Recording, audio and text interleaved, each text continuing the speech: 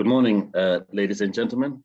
Thank you all for making time to come and join us in this one webinar, which is one of a series of webinars that we have organized as the Resilient Waters Program.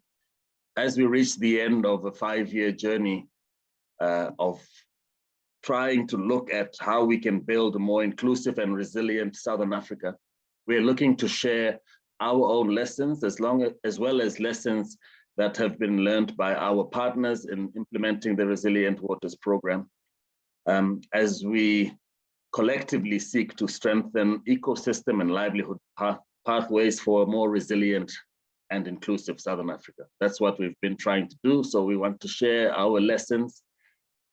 We've set aside weekly webinars for this experience. We last week had a very interesting webinar where we were looking at our WASH work, water and sanitation and hygiene. And we looked at some of the assessments that we did and how that took us from the assessments to the national and local level interventions. And next week, we'll be looking at climate resilient small scale agricultural practices and looking at some of the lessons we've learned from doing that kind of work. And then the following week, we'll be looking at overlapping governance systems in landscapes, transboundary and local landscapes that have different functional objectives. And so all these webinars are seeking to be looking at specific aspects of how we ultimately bring lessons for the kind of pathways, impact pathways that we're looking at to build resilience. So today, we are all excited to have a session that is going to look at innovations in combating human-wildlife conflict and how that area of work has contributed to our overall objectives of building resilience in Southern Africa. I'm pleased to hand over to our facilitator now, Farai Mavia, who will take us through the program. Thank you very much, Farai. Thanks, Kule, and again, good morning to everyone. Just waiting for the program to be flagged, but like what Kule has rightfully said, we are here to share, some of the lessons that we've learned over the past few years when we were implementing activities that seek to reduce human-wildlife conflict in Southern Africa. So we have been implementing those initiatives through our partners who are with us today, this morning, who'll be presenting on the various initiatives. We have the Department of Wildlife and National Parks from Botswana, who will also be presenting on what we've done to enhance digitization of reporting systems so that we can also improve the efficiency of managing and reporting human-wildlife incidences, which are quite high in Botswana. We have PPF working in Simalaha with Elephant Connection to reduce, again, incidences of human-wildlife, especially to elephants through various initiatives, for example, beehives and Poliwires. And we have, again, one of our great partners, Coexist, on the line, who will be presenting on what they have done, again, to enhance the digital management of human-wildlife conflicts, how to plan for and reduce, mitigate, human-wildlife conflict using LUCIS and locally adaptive mechanisms as well. So yeah, please join us today as we explore these amazing initiatives. And we hope by the end of the webinar, you'll be able to pick something that you can either upscale or replicate in one of your areas that you are working, or just learn on the lessons learned on what needs to be done to ensure that these initiatives are also quite adaptable to the communities or the areas that you work in. Thank you so much. Okay, thank you for that. So we have started with welcome and remarks by Kole. Once again, thank you, Kole, for that. And I've just did the setting of the scene. And moving on straight away to our presenters, we'll start with Anna and Graham from Coexist. I see they're on the line. So can we please go on to their slide? Thank you so much. Okay, great. Thank you. Thanks very much for including us in this webinar. Much appreciated. It's an honor to present what we have learned, what we've been doing in partnership with Resilient Waters over the last couple of years.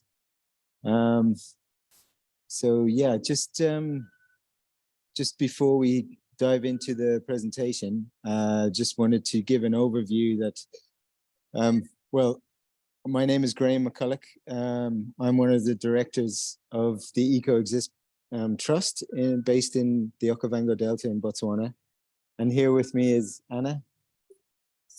Good morning, everyone. My name is Anna Songhurst. I'm a co-director of EcoExist Trust as well, based in Botswana. So we're going to just run through basically what EcoExist has been doing under the Resilient Waters program for the past couple of years, like Farai briefly touched on.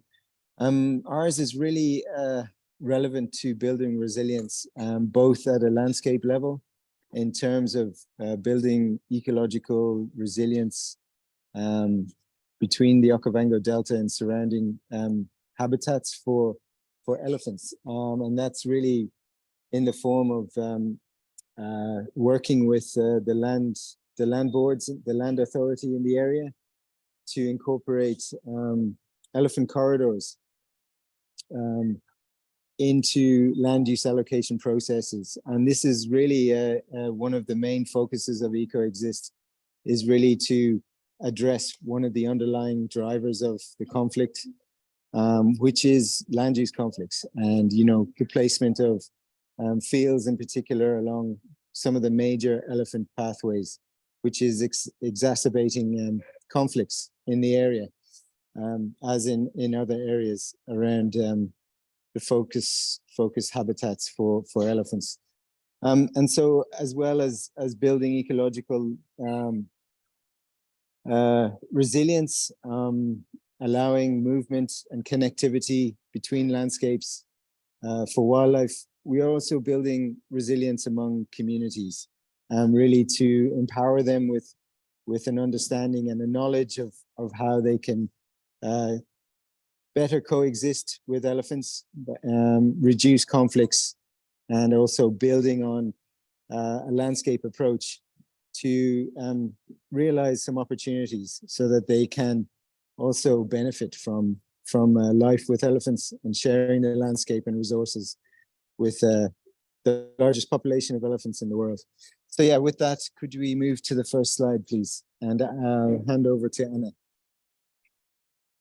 Okay, so where we're working is up in the Okavango Panhandle, which is in northern Botswana, and within here you can see the Kaza map.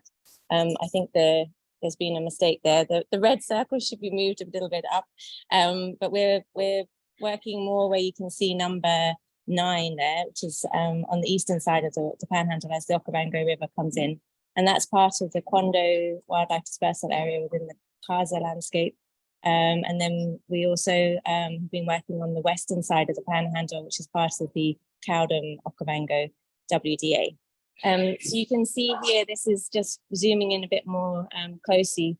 So part of the whole objective of Kaza, as I'm sure we're all very much aware, that's the Okavango Zambezi Transfrontier Conservation Area, where we have the largest contiguous population of elephants in the world, with an estimate of around 220,000 currently. And one of the key kind of dispersal routes for elephants and other wildlife within Kaza is this Quando WDA, which then allows movement from Botswana up into Namibia, Angola, and Zambia. And so, we are focused more down in the Botswana area, and we've collared over 40 elephants in this area. You can see the pink shows you the kind of range of the elephants that we have collared, both on the eastern and the western side.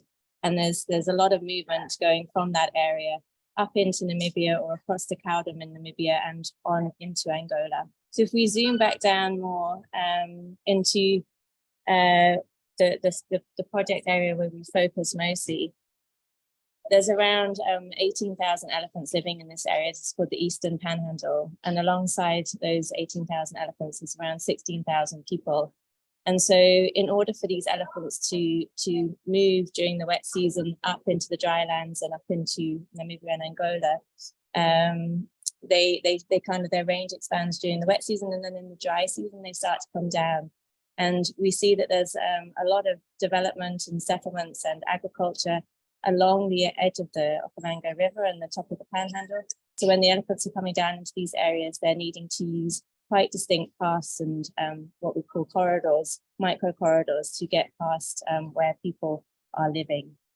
So in this area, for the east and the western side, there's around 35,000 people, and the main livelihood is subsistence agriculture.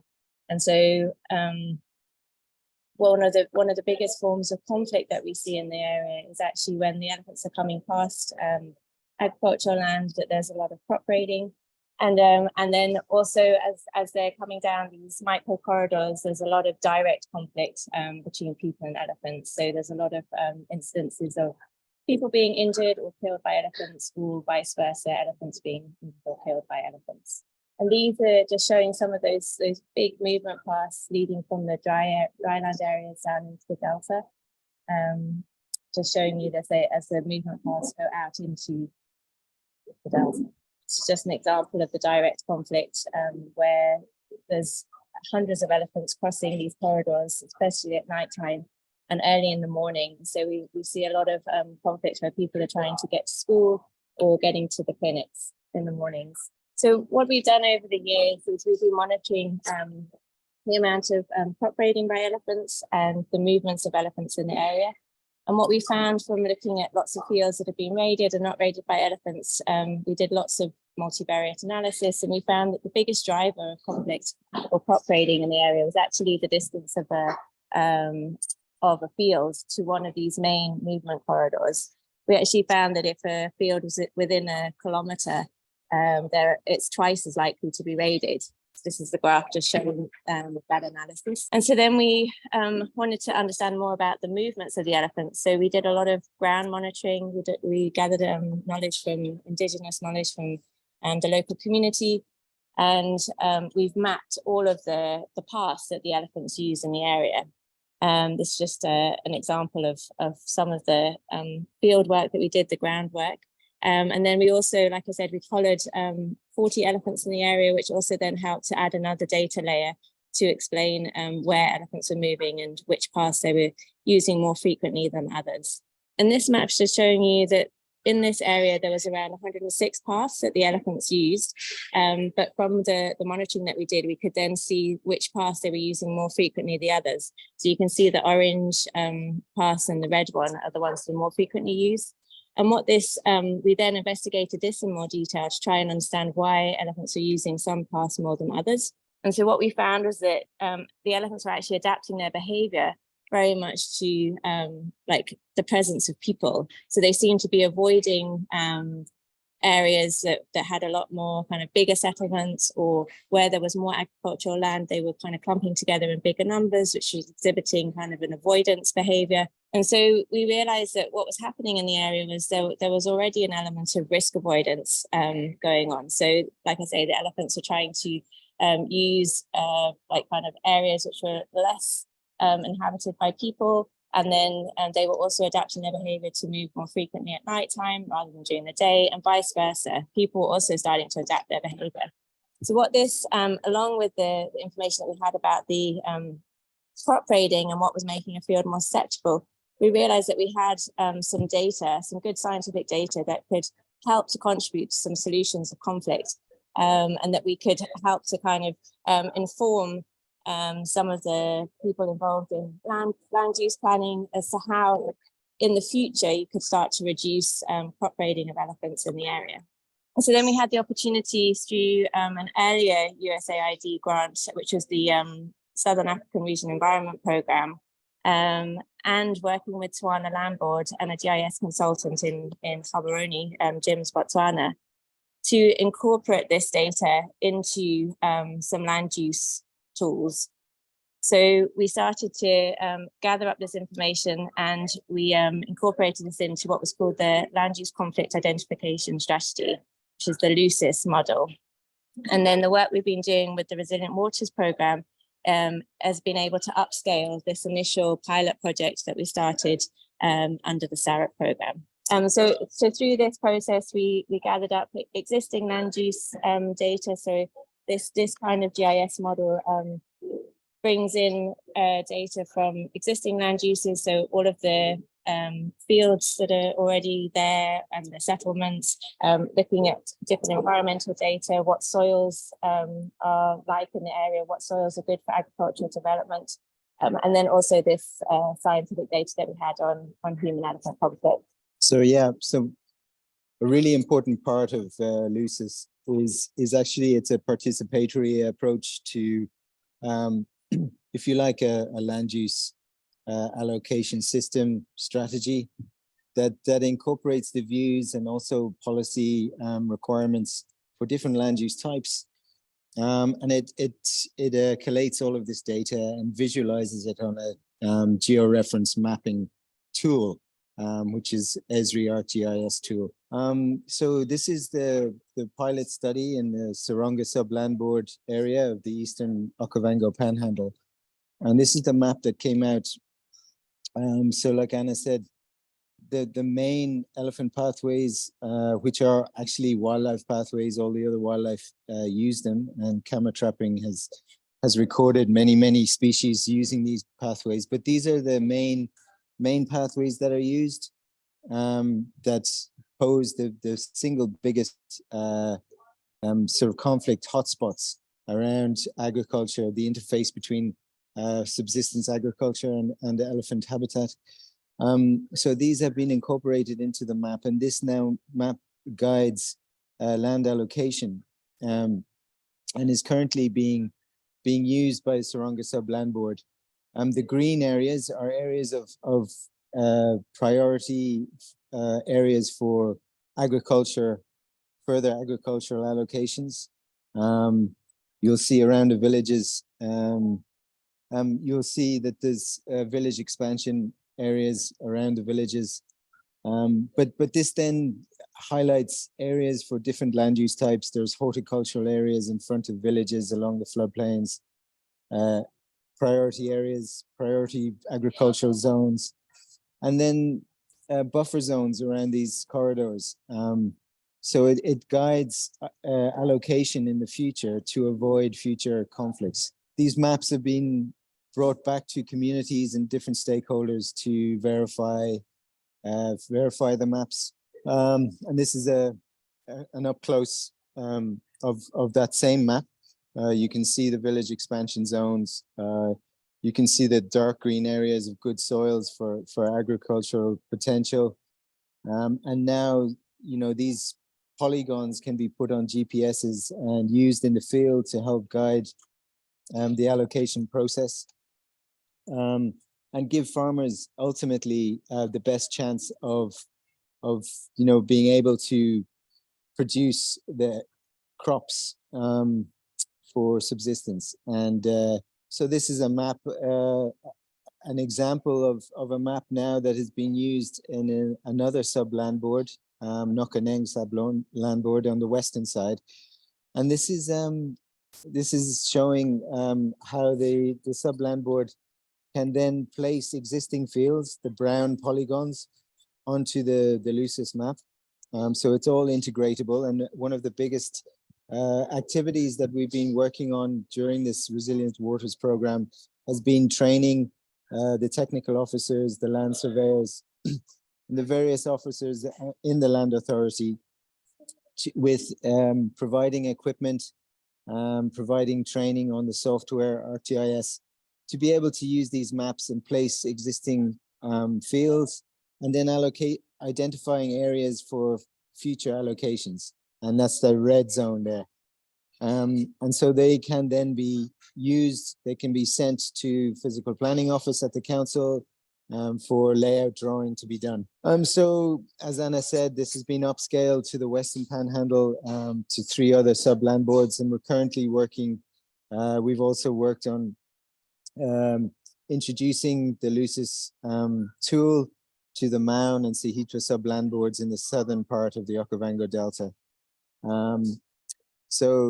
These are some of the maps that have been produced, identifying zones that can really help speed up the land allocation process and make it compatible, make it, facilitate the alleviation of land use conflicts. So these are the corridors that have been demarcated along the elephant pathways, just really highlighting where they are for numerous purposes, which include, safety around elephant corridors where most of the elephants are moving most of the time. We are distributing information to empower people with knowledge about how to be safer around elephants when crossing these pathways. And also we've introduced a bus, Elephant Express bus program to really assist the vulnerable children, particularly walking to school, instead of having to walk across these elephant corridors, bringing them to school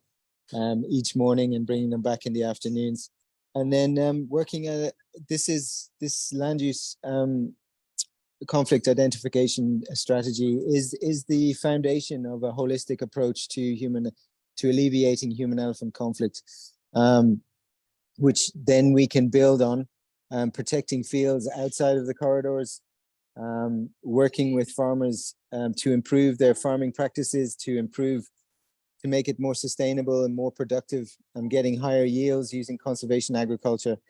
And then taking advantage of some of the opportunities that lie around these, and in a landscape of a population that share landscape with elephants. We're building an elephant economy, just trying to bring more community, more households into value chains that benefit as a direct result of living with elephants. And this then really links to a broader landscape. Like I mentioned earlier, these micro corridors are key if we are to realize the dream of large landscapes where large populations of herbivores like elephants and other carnivores can move across Kaza.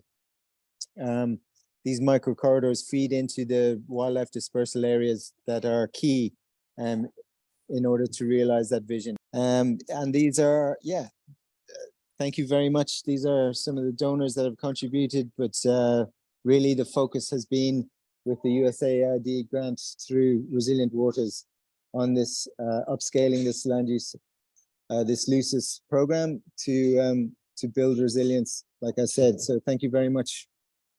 Thank you. Okay, thank you, Graham and Anna, for that.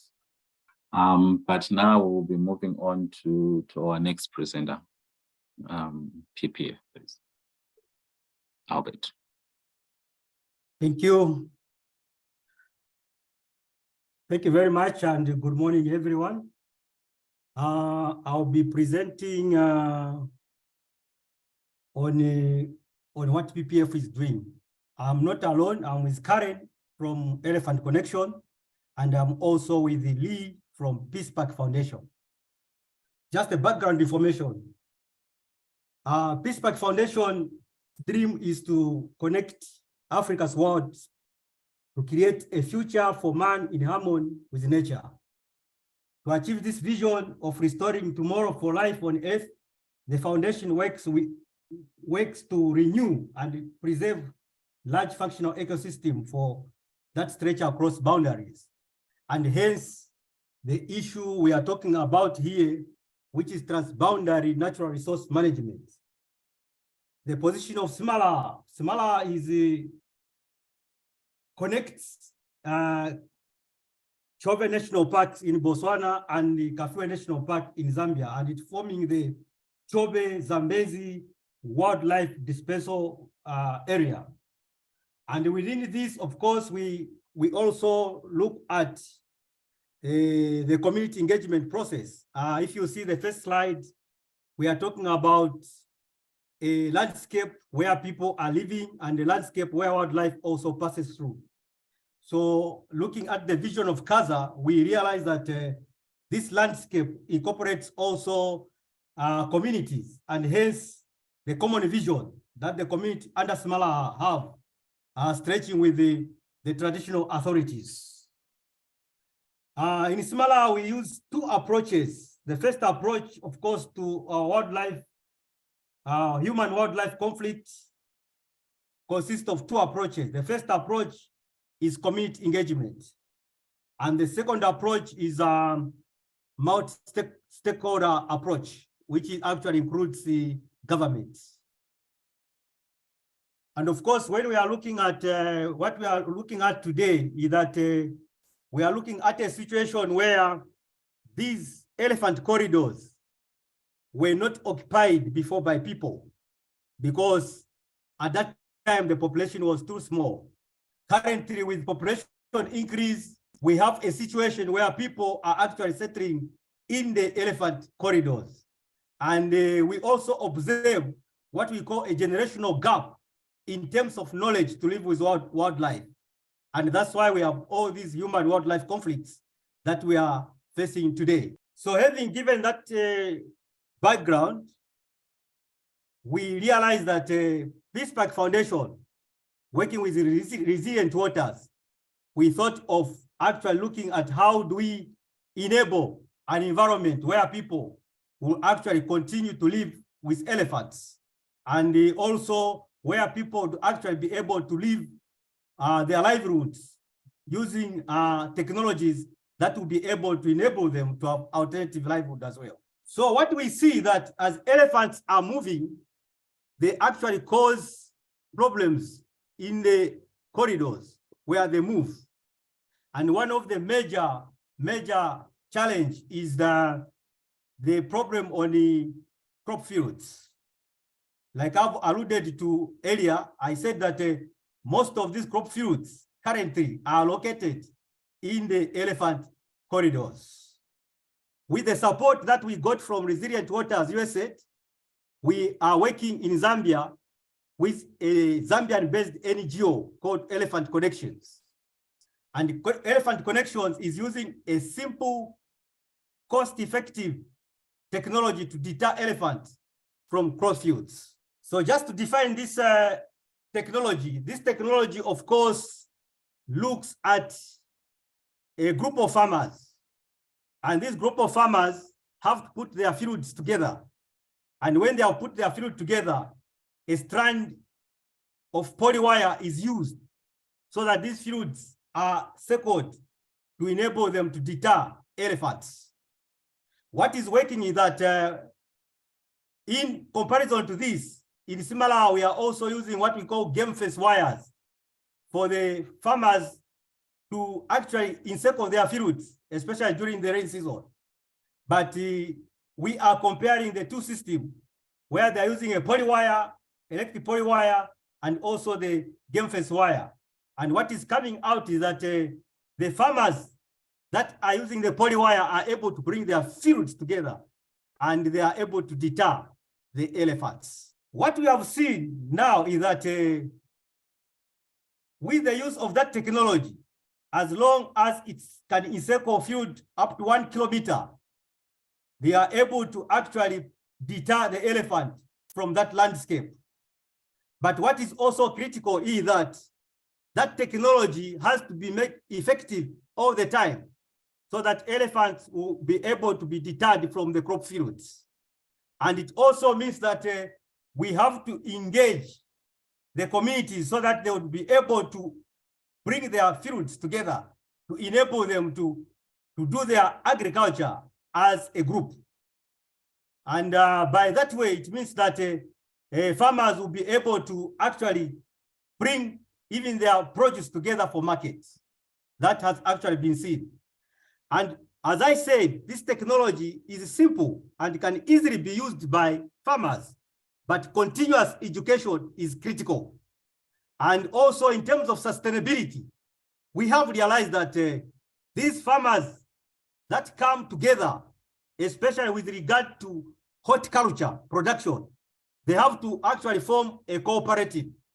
And this cooperative will be able to be linked to the market, and they will be able to sell the produce, and they will be able to save money to actually be able to buy the technology and also to replace some of the pieces that could have been damaged.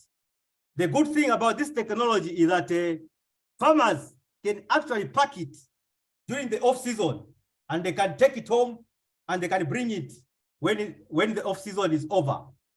And we realize that because it's a technology that is attractive to the youth, this is the technology that is actually encouraging the youth to come into agriculture. As you are aware, in Zambia, when you look at agriculture, most of this agriculture is done by old people. But because of this technology, we have seen a lot of youths that are coming in to be engaged in agriculture. And at the same time, we take this opportunity for these youths to also be taught on how to live with wildlife. Like we have seen that there is a generational gap between the old people that have been living with wildlife and the new people that have come in who have encroached into those elephant corridors.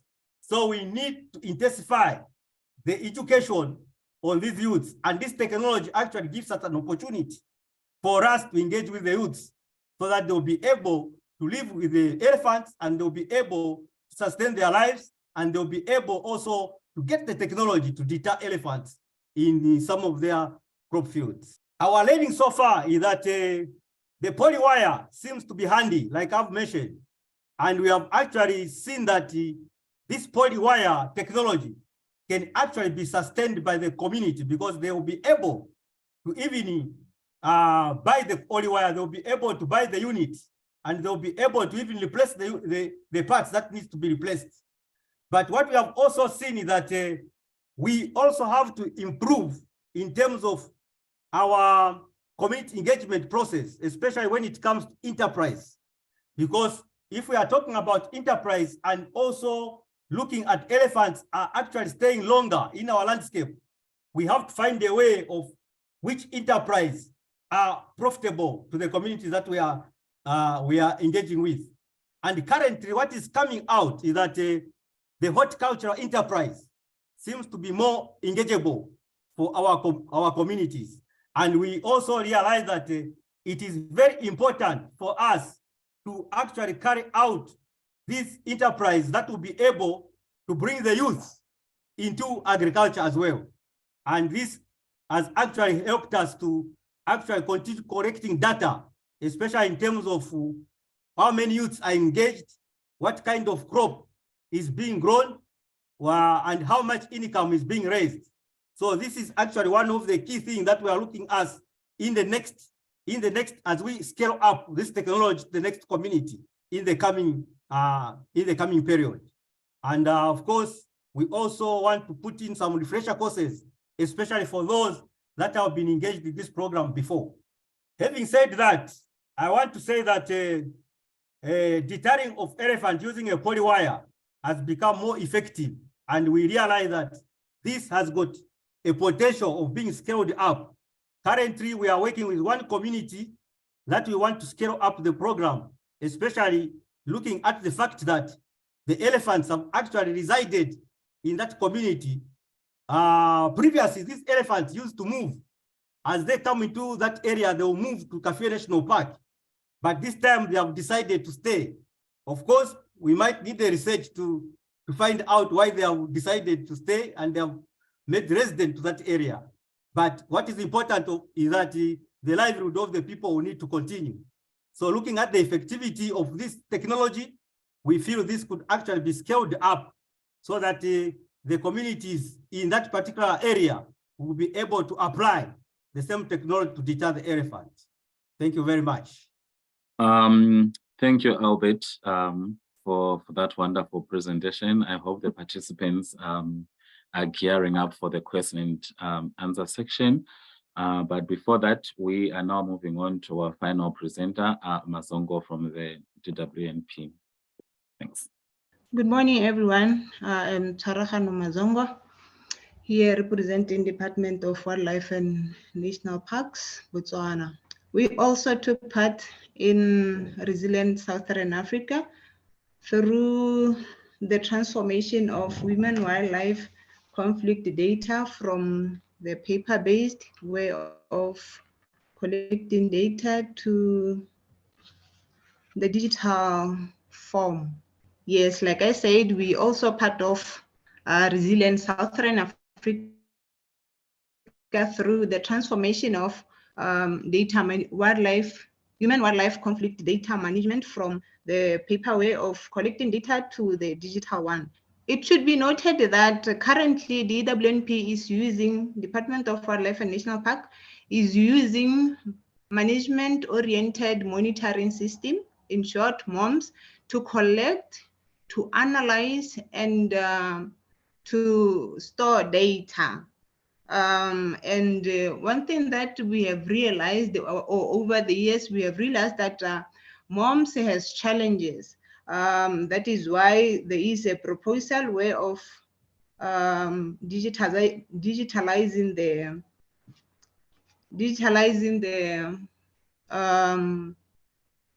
data management.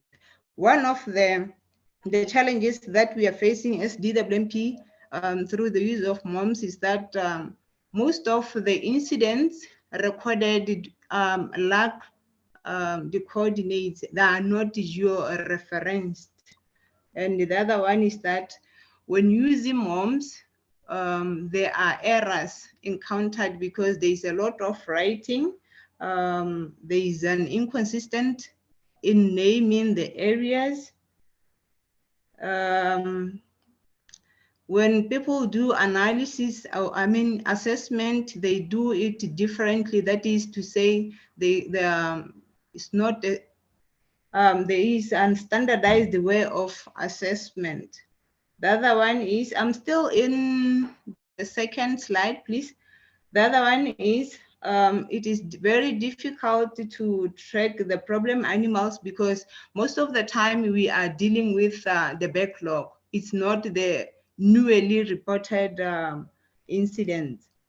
It should be also noted that it is time consuming to produce a report from the MOMS way of managing data. What is being done by MOMS recorders is that they capture data on a book, a yellow one, which is monthly, and then they transfer it into the annual one. And then some of the data which is in that book is digitized or sent into or converted into a spreadsheet. But it should be noted that even if it's in a spreadsheet form, it is not easy to produce a report from there. One of the biggest challenge of MOMS is that there is no way or there is a limited way of visualizing the data. The fact that there are no coordinates or the data is not geo-referenced makes it very difficult to visualize the data. In 2019, actually in 2014, through Resilient Waters, Botswana opted to change or to shift from the paper way of doing or managing human-wildlife conflict to the digitalized one. It should be noted that through Resilient Waters and Esri Botswana, DWNP was presented with a system that can now manage the human-wildlife conflict data. It will analyze, it will present, and it will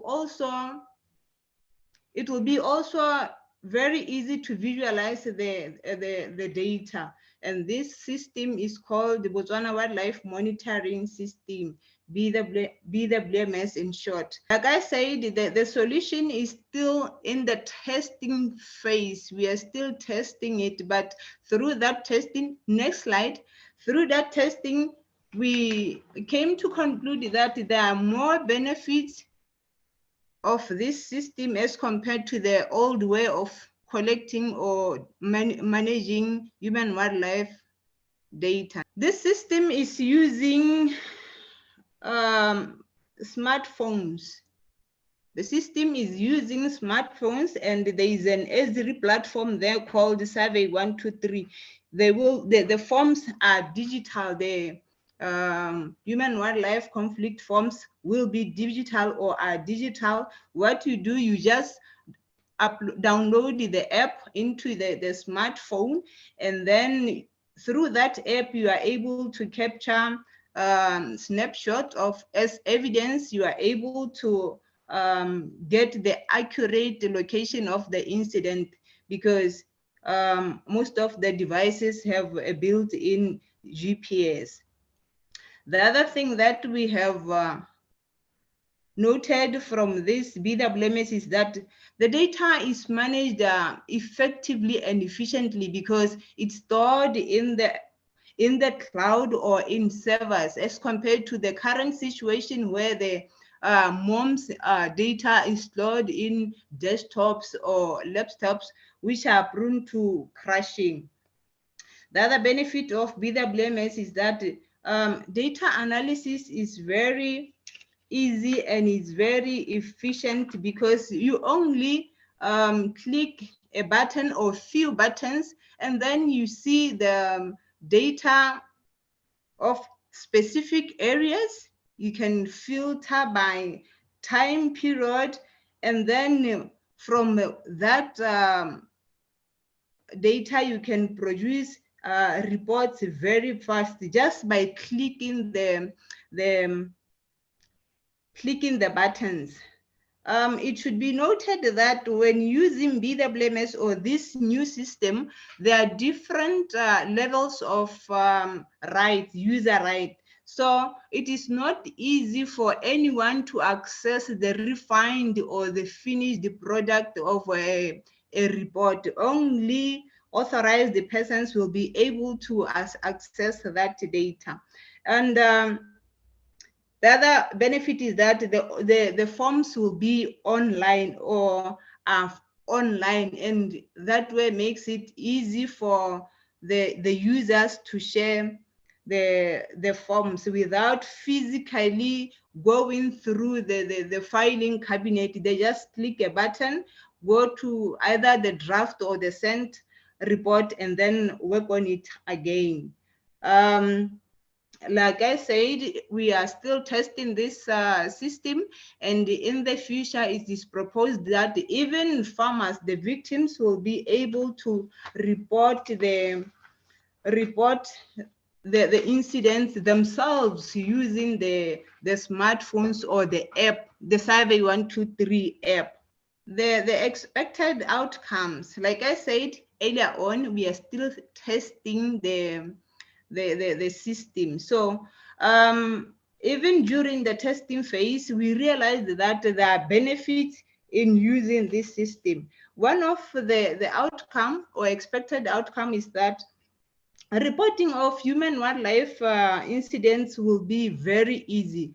That will be done by the farmers themselves, and even the officers will be just clicking the buttons without having to carry many papers and writing too many words. It will be the data analysis using BWMS or Botswana Wildlife System proved to be very effective. The other thing is that the very strong hold of BWMS is the visualization of the problem. That is to say, I don't know if you can go to slide 3, which shows a map. You can see where the incidents are clustered. You can see the hot spots, and we can use that the same system to tell us which animal is the most problematic. That way, through the use of the hotspots, you can use this information to influence decision making. Things like yes, that slide, I don't know if you can see the map of Botswana. Then with those dots are the incidents, and I guess you can see that they're clustered in the lower part of the country. That is one of the capabilities of the system, or the digital way of managing human wildlife data. like I said, we can use that map to influence decision making. For example, you can talk to the managers not to allocate plots along the hotspots area, or even avoid the corridors, the animal corridors. Like I said, in the near future, it will be farmers reporting the incidents. That way it helps us. The burden will be reduced from DWNPS.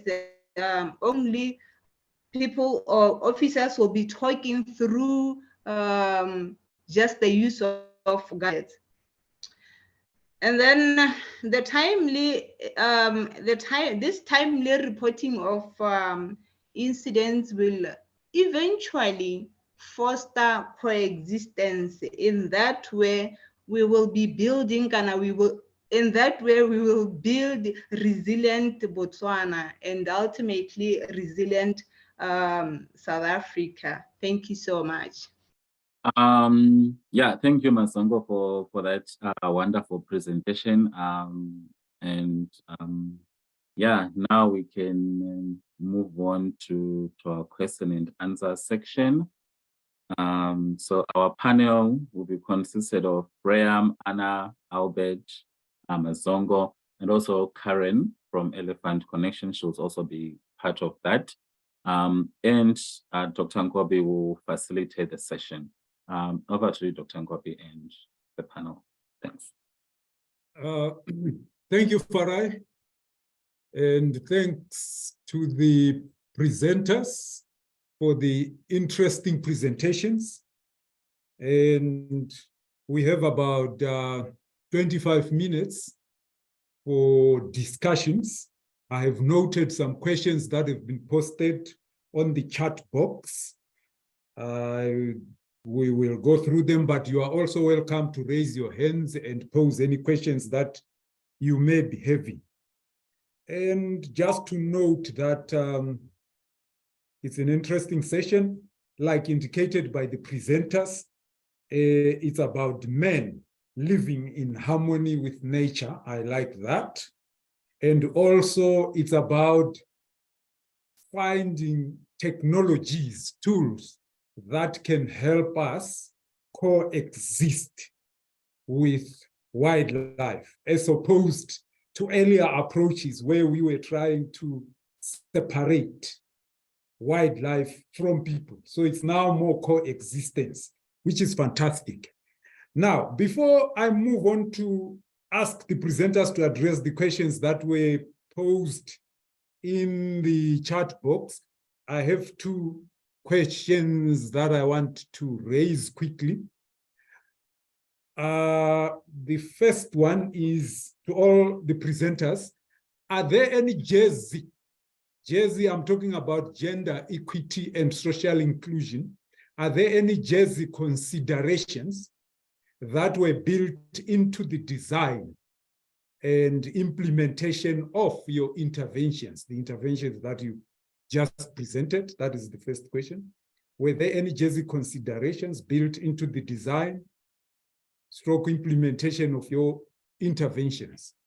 The second question would be scale up.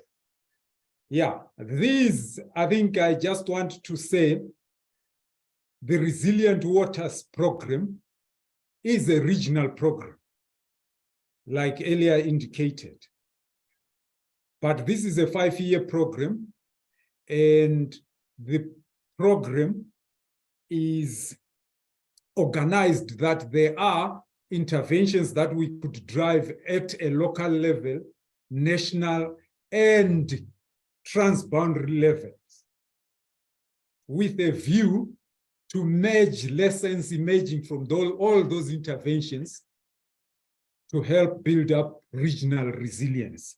So some of these activities that were mentioned here, that were presented, are happening at a local level, but with a view to strengthen regional resilience. So I would say, what are some of the, are there opportunities for scale up of lessons. I'm not saying for scale up of the same interventions. I'm saying for scale up of lessons emerging from these local based initiatives. Thank you. Let's address those and then we will move on to other questions. Thank you. Graham, Anna, can we start with you? Thanks, Nkobi. Would you mind just repeating that first question? We just missed part of that one. Okay, the first one was, were there any JWC considerations built into the design and implementation of your interventions? The ones that you just presented here. Okay, thanks. That was gender implications, yeah? Yes, JWC is gender equity and social inclusion. Okay, so yeah, I think so obviously most of the subsistence farmers that are working up in the panhandle are women, and so all of the interventions are considering all of those farmers and all of the male farmers in the area too. I think something like a land use planning tool like the LUCIS, it incorporates everybody. You're thinking about the whole community.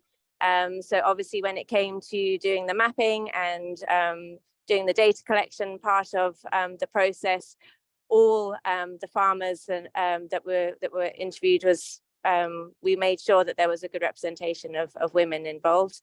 And then I think the rest of the part of the work is with the land boards, and so that also we incorporated making sure that we had representation from both genders involved in the whole process. Okay, please go. Then do you want me to carry on for the scaling up? I think let's address the first one. Okay. Yeah, thanks. Albert. Yes. Like I said, in Smala, we have two approaches. The first one, I talked about community engagement process. With that community engagement process, we incorporate issues to do with the community process. That's where we talk about needs assessment. And when we did the needs assessment, we discovered that there are problems, of course, to do with elephant damage to crops, but we also find out what kind of crops are being damaged and who are growing these crops. When we look at the rain-fed crops, most of these crops are grown by mostly men. And when we look at horticultural crops, we discovered that most of the participants in horticultural interventions are women. And we also looked at the youth participation, which has been very low when you look at the rain-fed agriculture. When you look at land-fed agriculture, youth participation is actually very low. But when you come to the issue of horticulture, especially when we incorporated the issue of technology, we discovered that youths are more driven by technology. And when we bring in income to it, especially when you are talking about maintaining those gadgets and those components, youths are very much interested in that. So what we see that as we take them as part of the problems, they are also becoming part of the solution. So the engagement of genders, I think we are seeing it becoming more effective because of the incorporation of some of these technologies that are coming in, as well as strengthening the knowledge in terms of how to live with wildlife. Because like our model emphasizes on people to live with wildlife. And we believe that this wildlife has come to stay and we have to find ways of living with it. And hence, with the support of Resilient Waters, we have these technologies that we're trying out. Okay. And these are actually bringing out even the participation of both genders. Thank you, Albert. Thank you very much for those interesting points you raised. Swarahano, do you have any comments on this one? Thank you, Kobe. It should be noted that the BWMS or data transformation is a national program. Therefore, automatically, it caters for all the genders or classes found in Botswana. Thank you. Thank you, Tshwaragano. Thank you very much.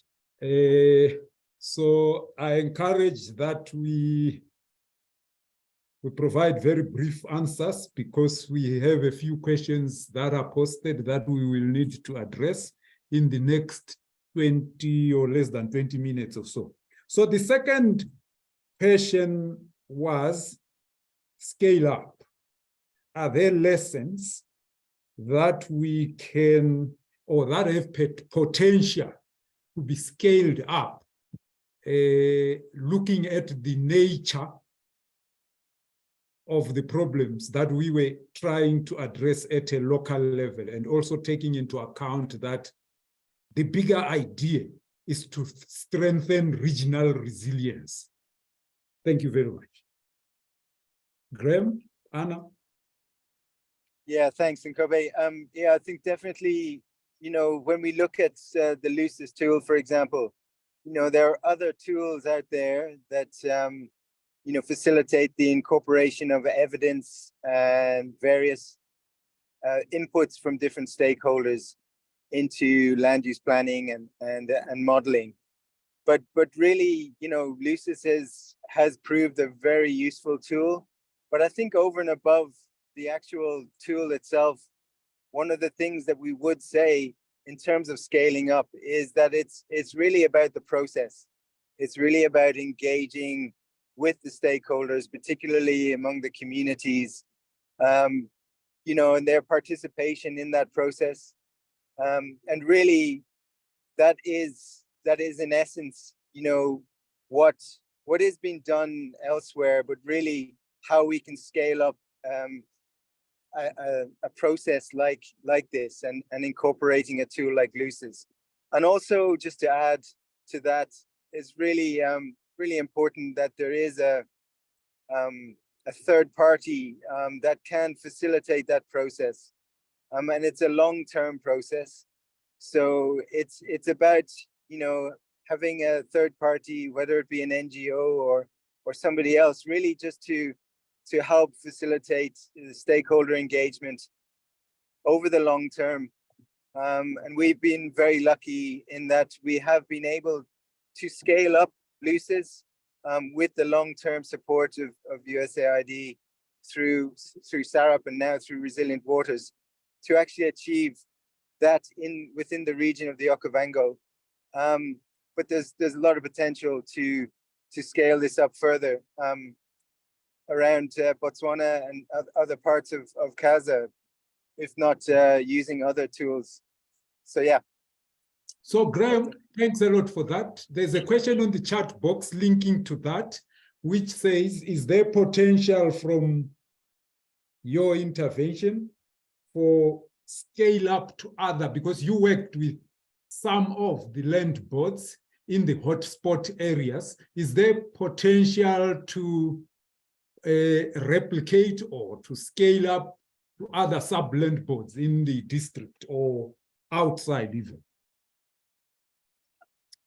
Okay, thanks. So we've been working with the Tawana Land Board, so which is the land authority for the whole of the Okavango area.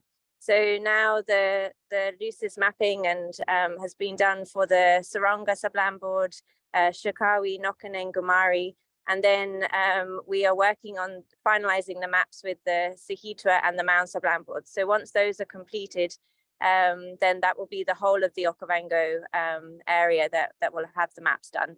And then obviously there's a big interest at the moment from the Chobe Land Board, and in the past we also had we did some benchmarking trips with the Central Land Board as well. So there was interest there, and I think it will just be a matter of maybe getting the land boards to exchange on the lessons learned to then yeah, and then obviously, like Graham was just mentioning there, we've also been talking with colleagues in Namibia, Zambia, Angola to see whether or not it's something to start thinking about and engaging with stakeholders to see whether it's something that could prove as a useful tool within that, especially within that Kondo WDA of CASA.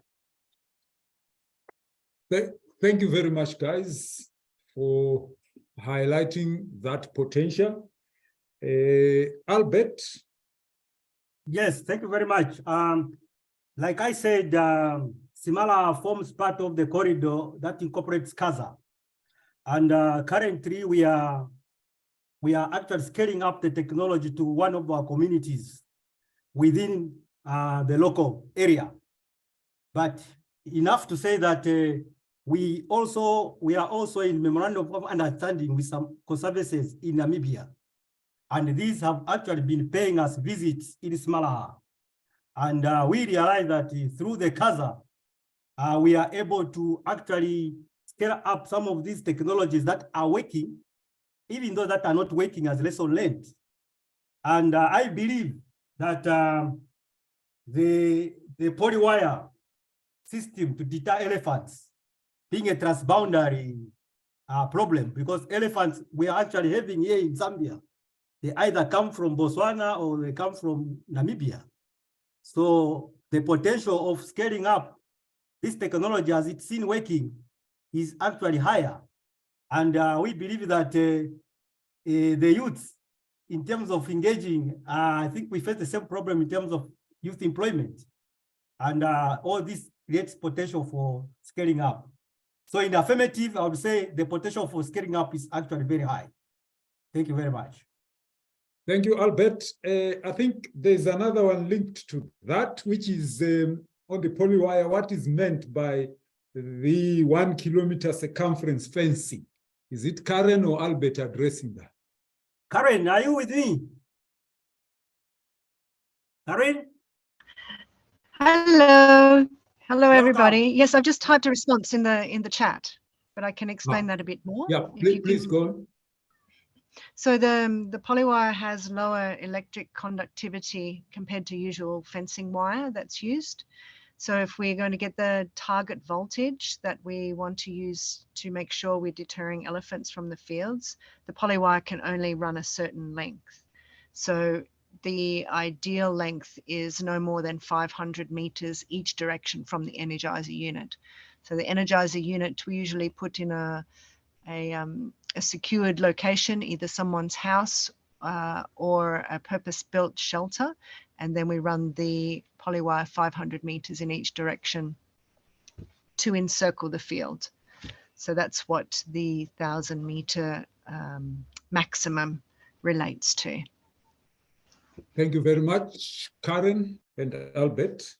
Tshwaragano, do you want to briefly talk about scale up of lessons? Thank you, Kobe. Botswana has for a very long time battling with high human-wildlife conflict incidents. And the challenging part was the data management.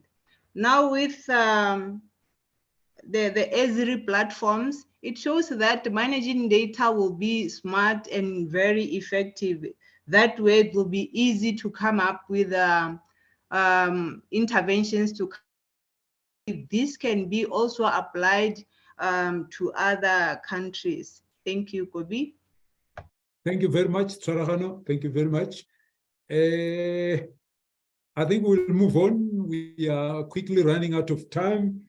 There was, or there is a question on Graham and Anna. Share data on frequency of crop raiding, types of crops targeted by elephants, level of damage. And I also want to add to that question to say, with the baseline that was set from start, are we seeing any reductions in conflicts as a result of the interventions that we are putting in place? Are we seeing increases in harvests, crop harvests? I'm just adding to that question. Okay, thanks. So yeah, there are a number of publications where we've published some of the data that's being collected in terms of crop raiding incidences and frequency. So happy to share some links to those. But obviously, yeah, it's something that we are continuing monitoring as independently, so that we can help to assess the interventions that we put in place. There's also a huge database, like Department of Wildlife have indicated, from the government of Botswana on crop raiding instances and amount of damage and frequency of damage across the whole of Botswana.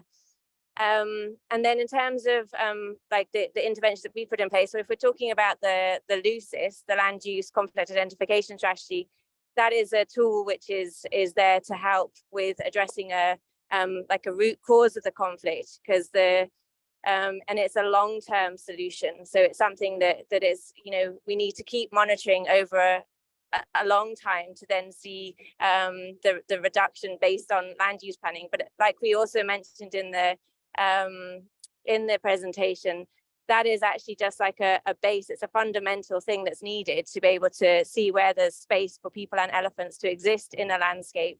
And then you need to combine that with the other interventions, like protection of fields and like sustainable agriculture techniques and improving benefits coming back to people from living with elephants. So from those other interventions, yes, we have seen like in terms of the cluster field fences that we have put in place, which we didn't really mention in the presentation, but part of this, like if you've got areas of agricultural land which is been identified for good arable land, then we've been trialing big kind of solar fences that can go around maybe 100 fields. And from those types of interventions, we've seen like a huge impact where we've had no crop raids since those fences have been up, as long as they've been maintained.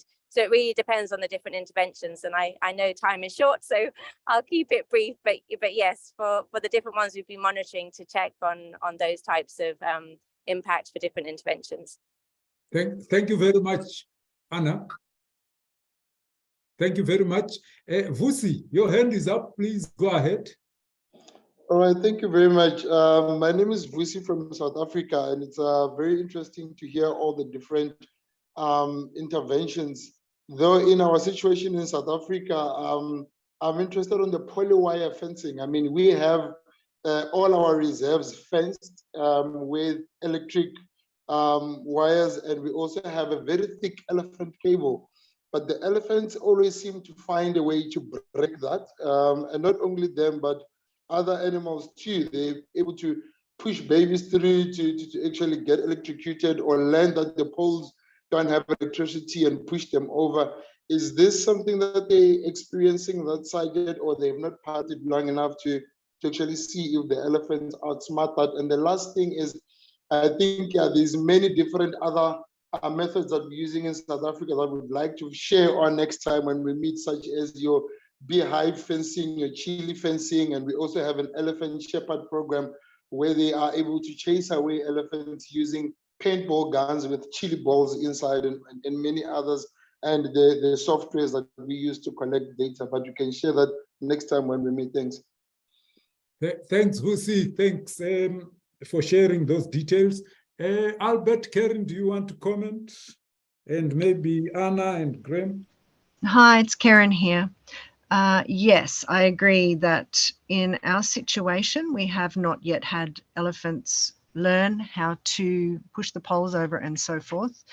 That comes down to part of our farmer training as well, that we ask them not to totally rely on the fence, that they still should use their traditional methods to keep the elephants away.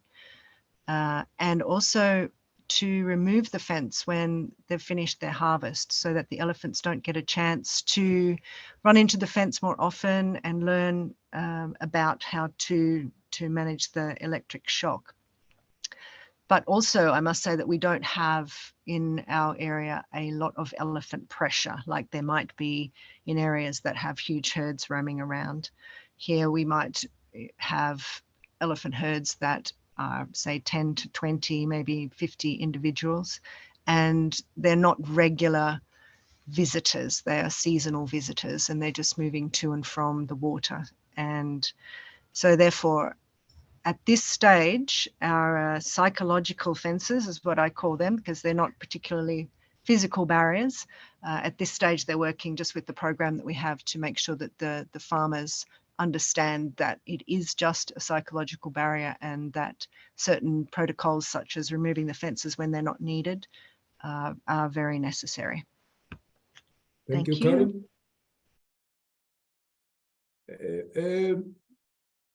Okay. Rem, do you have anything, Anna, or should we move on? Hi, maybe just to add to what's been said, you know, with elephants, they're a very intelligent species, so they do habituate to different technologies or different interventions. So at the end of the day, it's about, you know, keeping lots of different options there for farmers when it comes to deterrence to keep elephants out of fields, and we also encourage farmers to use different techniques. So whether it's combination of chili pepper, solar flashing lights and solar fences, beehive fences, all of these things work, but they sometimes need to be just mixed up to keep ahead of the elephants and to keep them on their toes, if you like. So I think that's a key lesson that is needed wherever there are elephants coming into fields or causing other types of damage. And there is a toolbox actually that's been put together. Again, I'm happy to share the link maybe by email after, which has like the whole array of different interventions that people have tried and tested around Africa and Asia, which is a good resource for people to use. Yeah, thanks, Anna. And Vusi and Anna, please, I think you can share some of the literature that is talking about those other methods that have been used and the outcomes. I think that would be great. I don't know whether you can share on this platform or through, somewhere, please do share. I think briefly, I will, thank you very much. I will ask colleagues, specifically Graham, Anna, and Albert. Someone had earlier on posed a question on whether these interventions are based or are guided by any particular methodology or model. When you conceptualized these interventions and plan them, were you guided by any model or methodology? I'll leave it there. I don't want to preempt.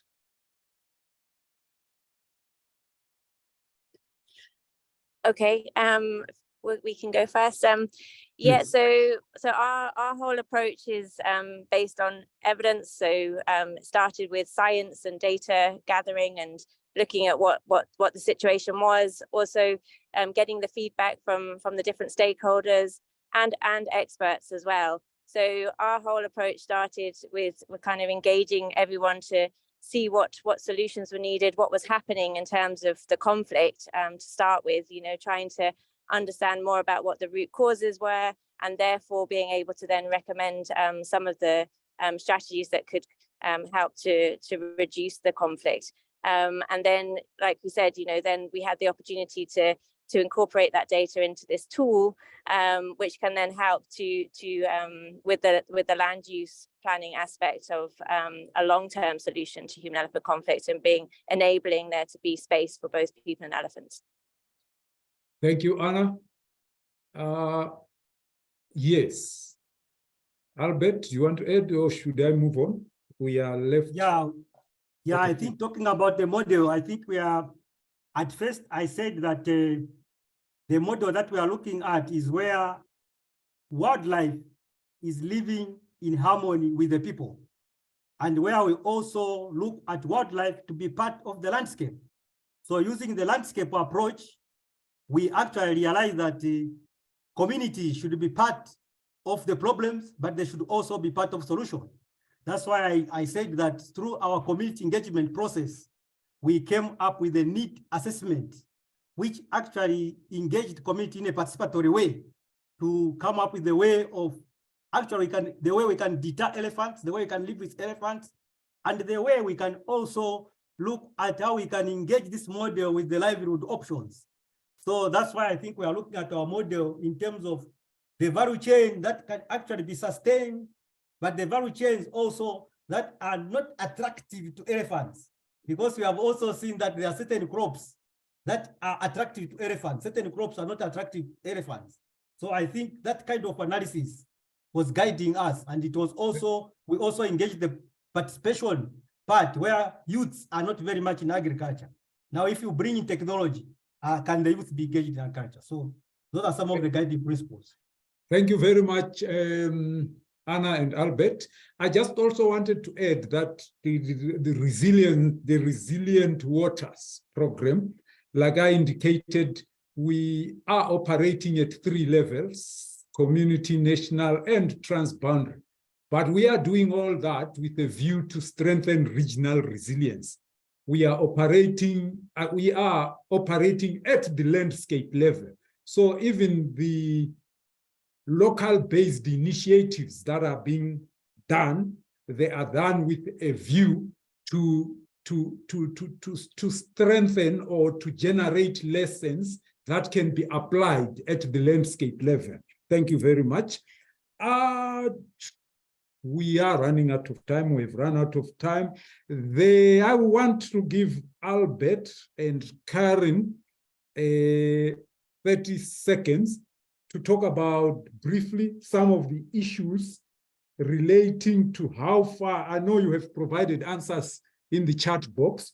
How far from the field is the Poliwire normally located? How much investment? Can you briefly sum up the answers that you provided in the chat box? Karen? Sure. How far from the fields is the Poliwire usually located? It has to be right beside the field. Therefore, it does create some challenges if the field is far away from the farmer's home. So that's when we would explain to the farmer that they had to build a secure hut, and they have to secure the equipment in that way, and even perhaps get somebody to sleep by the hut, as people often sleep in their fields when they have elephant issues as well. Next question, how much investment is required to use the technology?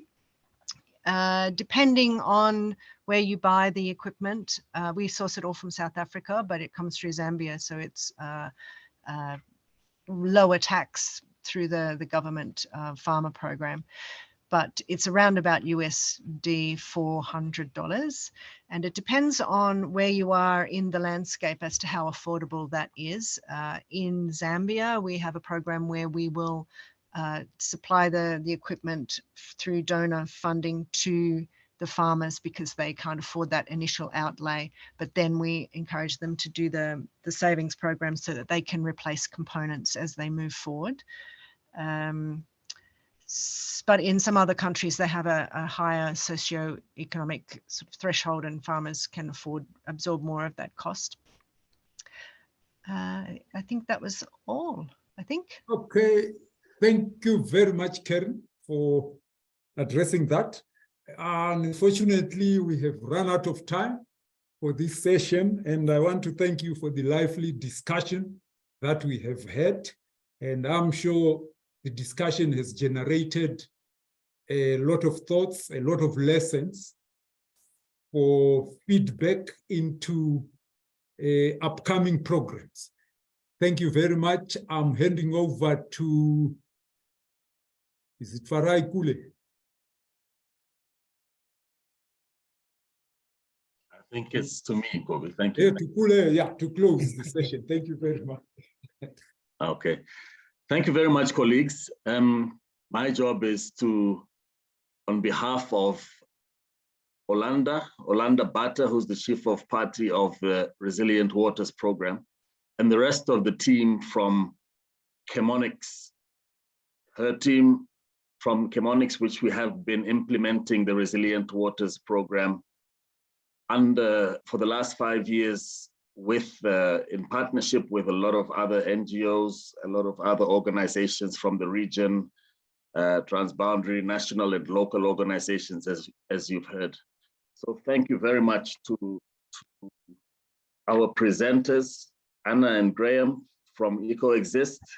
Thank you to Albert Mate from PPF. Thank you to Me Mazongo from the Department of Wildlife in Botswana. And thank you to everybody who has come to participate today.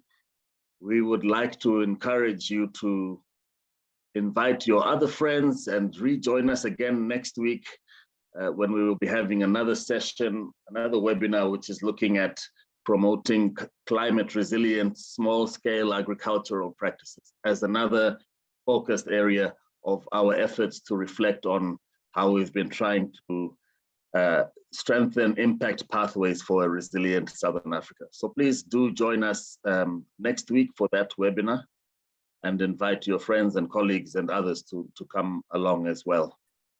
So thank you very much on behalf of the Resilient Waters team. Good afternoon.